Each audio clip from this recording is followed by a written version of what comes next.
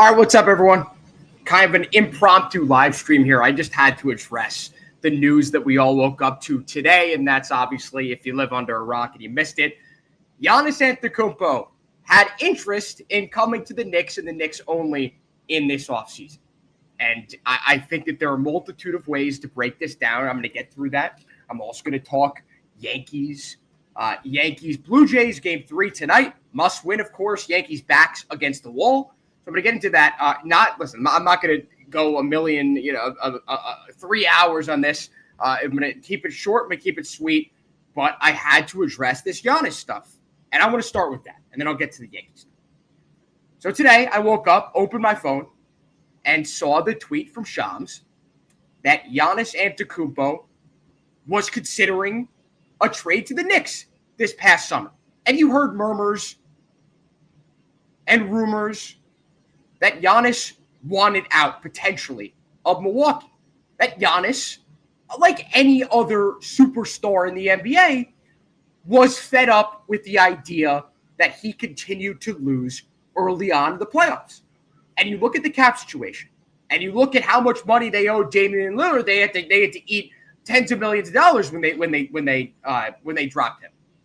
When you look at the cap situation, when you look at their draft assets, I don't think it took a rocket scientist to realize, and still, that this team has no chance to win in the near future. And I don't think that's going to change.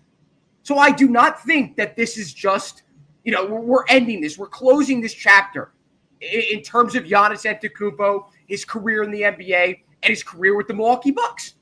And I'm not going to sit here and tell you that's a foregone conclusion that Giannis Antetokounmpo will end up a Knick at any point in his career. I think it's unlikely. Considering what the Knicks have and what the Bucks want, it will take Giannis Antetokounmpo looking the Bucks brass, their owner Wes Edens, in the face. I want to go to the Knicks. And I just don't foresee that happening. A guy like Giannis Antetokounmpo, someone who's been extremely loyal to the city of Milwaukee and the franchise as well, I cannot see him going to the Bucks front office and saying, trade me to the Knicks. I can't see that. That would be the only chance that the Knicks have of trading for him. But if the Knicks are looking to trade for him after this upcoming season, that means one thing. It means that the Knicks didn't meet their expectations. And that's at least making a finals and potentially winning it all. And with Karl-Anthony Towns, your center, now he lost some weight, he said, and he's trying to play the 4, good, be more versatile. Let's play Mitch at the 5. After that, you should probably play the 5. You shouldn't have lost too much weight. I digress. Karl-Anthony Towns at the 5, the big man who is an otherworldly offensive talent, should help the Knicks get to where they want to be. But if it doesn't, the Knicks may have to pivot. And there are a bunch of comments from Knicks reporters and Knicks fans and people who follow the team that a potential trade for Giannis would not include Karl-Anthony Towns. That they'd be looking to pair Giannis and Karl-Anthony Towns together. Giannis would match up against the opposing center. Cat would technically play the 5 on offense, but they'd switch up. And Cat wouldn't be required to defend the rim. And what would that entail? You know what it would entail.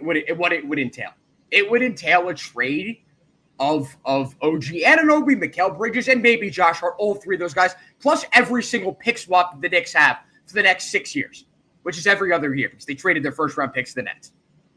So do I see that happening? No, I don't.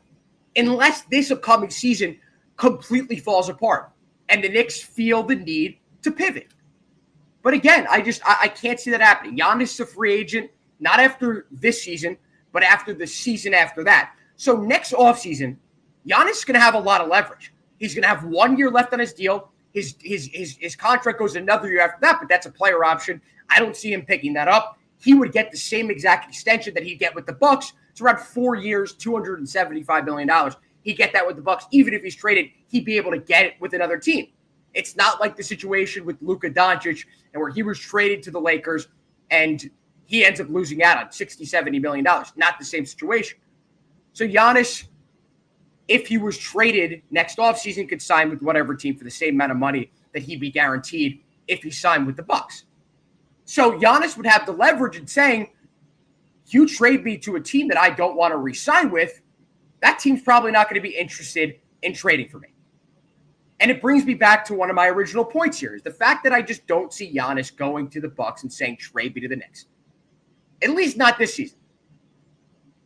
And if the Knicks are interested in Giannis Antetokounmpo by the deadline, that signals, it should signal to you that the Knicks season went to you-know-what. And I'm praying that that isn't the case. I don't want to see Giannis traded to the Knicks anytime soon. Of course I'd like Giannis on the Knicks. Who wouldn't? He's one of the top 3, top 4 players in the NBA. And he is an otherworldly talent. He won the city of Milwaukee a championship for the first time in 50-plus years. You want to know another team with that long of a drought?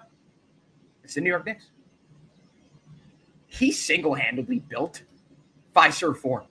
Like, single-handedly built that entertainment district in downtown Milwaukee because of one player. There are few players in all of sports that match the importance and the hype that Giannis Antetokounmpo as a player and as a human being possesses. Very likable. And he has killed the Knicks of the Garden. Killed them. So this is a wet dream for everyone. And there are a lot of people out there that are getting too excited about this. But my advice, my thought process on this is, let's focus on who the Knicks have right now. Why are we talking about this 2 weeks out of the season? This clearly came from Giannis's camp because of the timing and because of what Shams said in that article. This was clearly a sign from Giannis Antetokounmpo to the Bucks organization: put up or shut up. We either win or I want out. And he's been very loyal to the organization, the city of Milwaukee, for a very long time now. And quite frankly, he doesn't owe the organization anything. So it would be on his own accord. It would be up to his loyalty and his morals as a human being. Not personal. It's business. But Giannis is a stand-up guy. That's why, again, I keep hammering this home. I keep harping on this over and over again. I don't see Giannis asking out just to go to the Knicks. But it's something to put a pin in. It's something to watch out for going forward. It's obviously intriguing. I think Giannis knew exactly what he was doing by leaking this to Shams. In saying that, listen, I know you're going to get clicks. It's a Knicks article. Of course you're going to get clicks. Knicks for clicks is a thing. It's not a farce. So I put out this article about me wanting to go to the Knicks. Potentially people are going to click on it, and it's going to get right back to the Bucks. Of course, it's going to get back to the Bucks, get back to the city of Milwaukee. And by releasing it at 7 o'clock in the morning, and it was a timed tweet, Shams, if he wasn't, I mean, it could have been timed. You could have put it out 7:02, 7:03, but he released it exactly at 7. So it leads me to believe that this was timed. This was planned for days in advance. He wrote the story and was going to drop it at that exact time, but he did. But they wanted us to wake up to that story. They wanted us to open our phones and see that Giannis wanted to be a Knick. And supposedly the Knicks made an offer. There was a little bit of a negotiating window. And to no one's surprise, the Bucks said F off. The Bucks said, that's not enough. We are not talking to you. Click. Done. And that's where we stand right now. About 2 weeks out of the season. 2 weeks actually to today. The Knicks start 2 weeks from tomorrow. So it's very intriguing. I'm not going to sit here and poo-poo this whole thing and say, don't dream. Don't have hope. I'm just trying to bring all of us back down to reality. And that's, no matter what happens, it's still extremely unlikely considering what the Bucks are going to want in a potential trade. There are only so many teams that possess what the Bucks want. One of those teams being the Oklahoma City Thunder. The Rockets do as well. But if Giannis wants to be a Knick, I don't know what the Bucks are going to be able to do about that. Again, his contract is up after next year. He's got a player option for the year after that. Be going into his age 33 season. Giannis still controls his destiny. And again, who knows what he's going to want? Who knows what he's going to say to the Bucks? But as I said, it's put up or shut up time.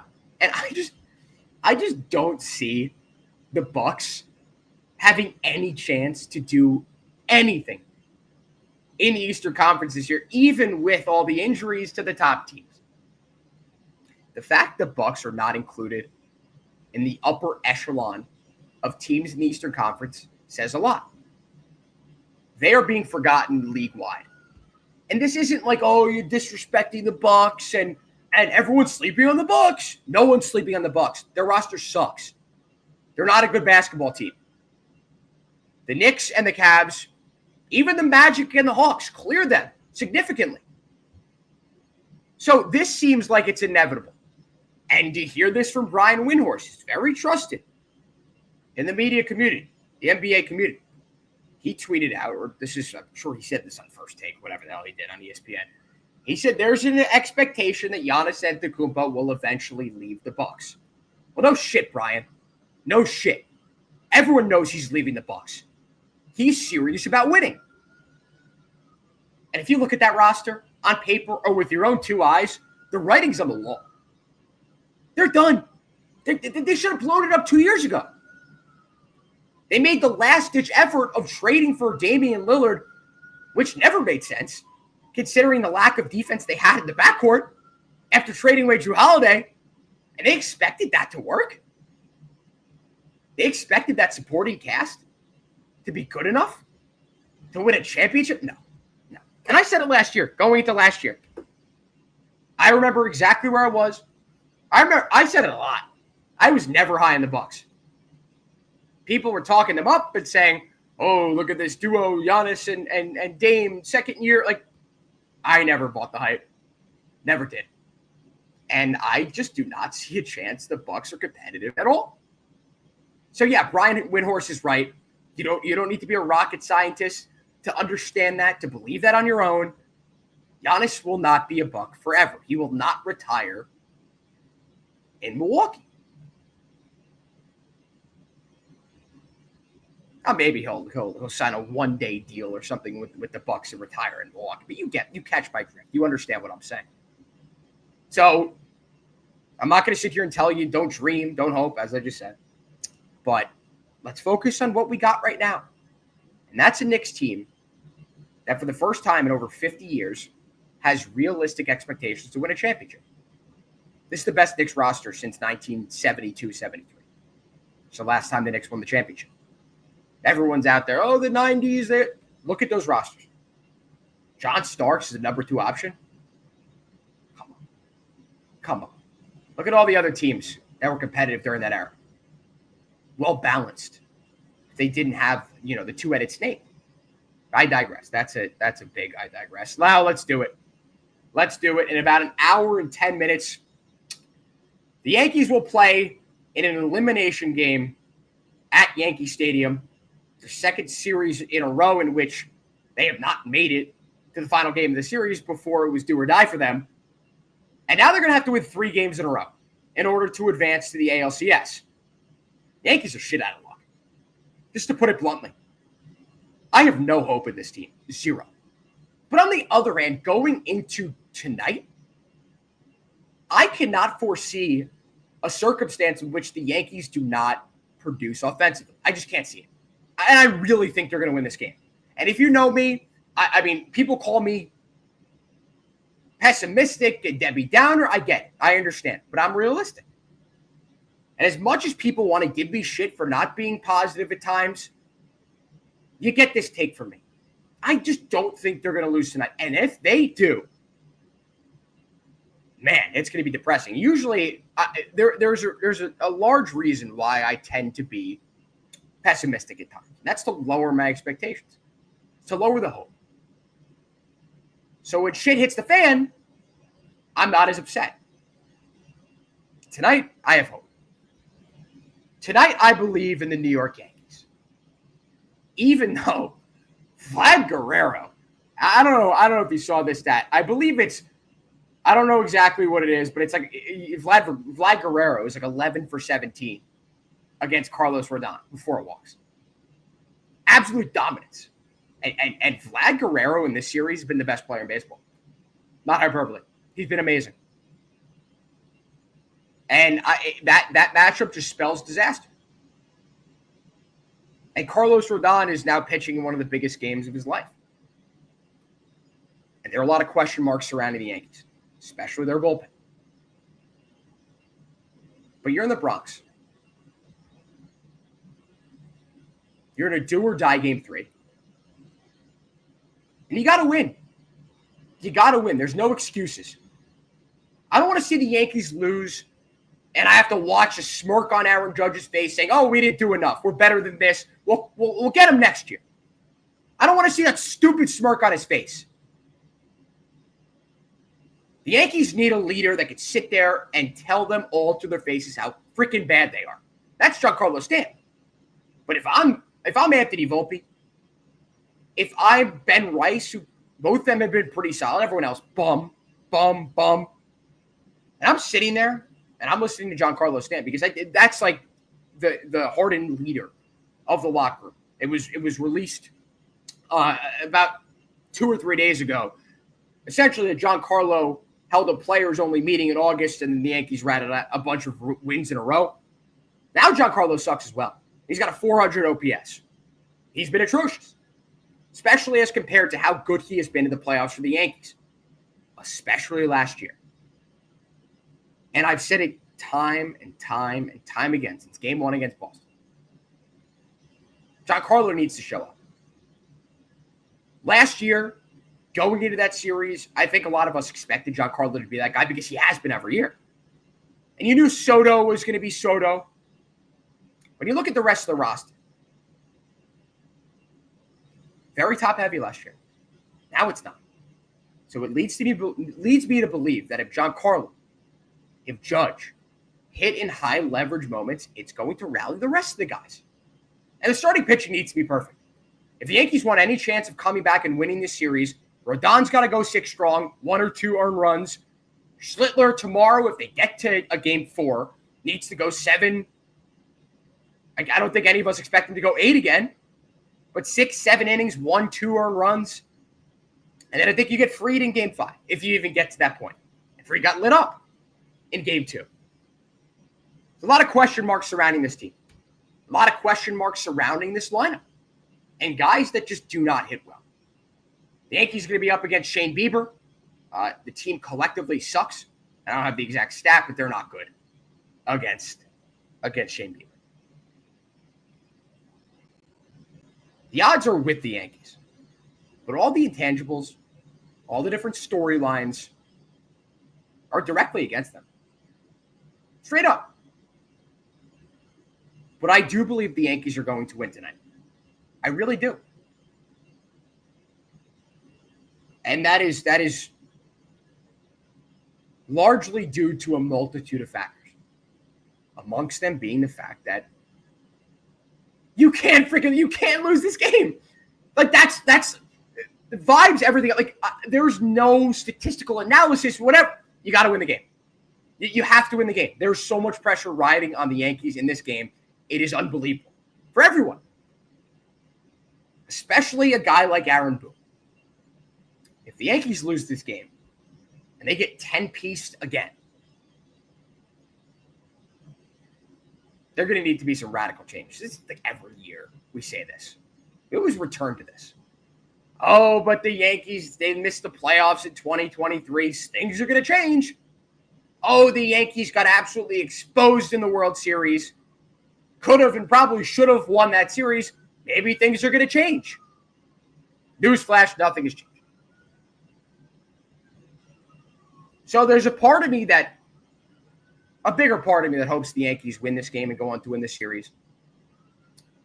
There's also a part of me that wants them to lose this game. And if they're going to lose anyway in game 5, why not lose now and get crushed?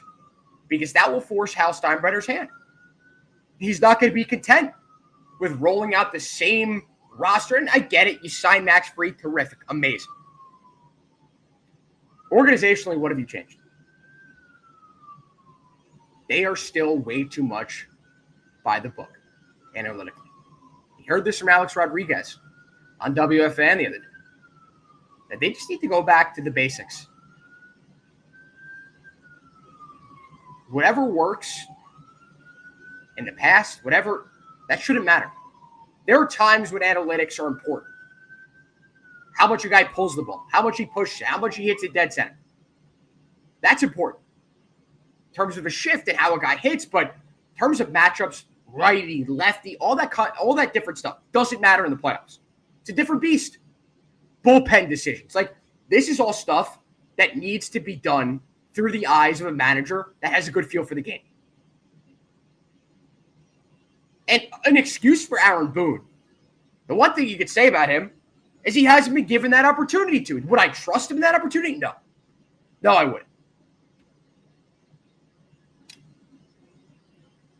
Everyone knows that Aaron Boone is a puppet for the front office. He's a puppet for Brian Cashman. And I'm not doing this. This is another story for another day. It's what I'm going to be discussing when the Yankees lose this series. I give them no chance. No chance. I know I said the same about the Knicks against the Celtics in games 1 and 2 and then the entire series. I get that. Different story here. The Blue Jays are hitting the cover off the ball. The Yankees couldn't hit water if they fell out of a boat. I have no hope. I think they win tonight. I think they lose tomorrow. Or in game 5 by a million runs. And maybe the Blue Jays are cheating. Who knows? Who knows? That's weird. You look at their splits. They're 52 and 27, I believe. I think that's the stat. 47 and 30. Something crazy at home. It's like 54 and 27, I believe it is, which is insane. They're on pace to win 108 games. They played every game at home. I'm not saying it. Let's cross that bridge when we get there. Yankees game in about an hour. I got to gear up for that. I got to prepare mentally for that. I got to watch a stupid game in my apartment with Mets fans, and now a Phillies fan comes over. It sucks. I may have to watch it in my room. But I'm just dejected at this point. If they get blown out, they get blown out. At this point, I think a lot of us have grown numb to this team, consistently faltering in the playoffs. Aaron Judge, Giancarlo Stanton, and it's not on Judge this entire playoffs. I get it. He's got over 1,000 OPS, but if you watch the games, you understand. Figure it out. Hit a home run, maybe. Giancarlo Stanton, please. If there's one guy that I need, that we need as Yankees fans to figure it out, it's Giancarlo. And then hopefully the rest of the bats are going to show up as well. There are a lot of zeros in this lineup right now, and that tends to happen every year for the Yankees. Death taxes in the Yankees not playing as well at the plate, not hitting as well as they do during the regular season every freaking year. So an hour left. I'm going to make dinner. I'm going to relax, maybe crack open a beer, sit down on my couch, and have no expectations. I think they'll win. Hopefully they win big. Maybe they hit a walk-off or something. It's going to be very tense in the stadium. They got to get to Shane Bieber early. If they don't, they're going to lose this game. If they fall behind big, kiss it goodbye. Goodbye. Speaking of goodbye. Thanks, everyone, for tuning in. If you missed this, I talked Knicks at the start, Giannis. I don't think it's going to happen, but certainly an interesting conversation. Check that out if you missed that. If you got an hour to kill now before the Yankees game. Oh, man, I hope they win. I think they do. After that, it's all a crapshoot. But, hey, go Yankees. I'll talk to you guys tomorrow. I'll talk to you guys all very soon.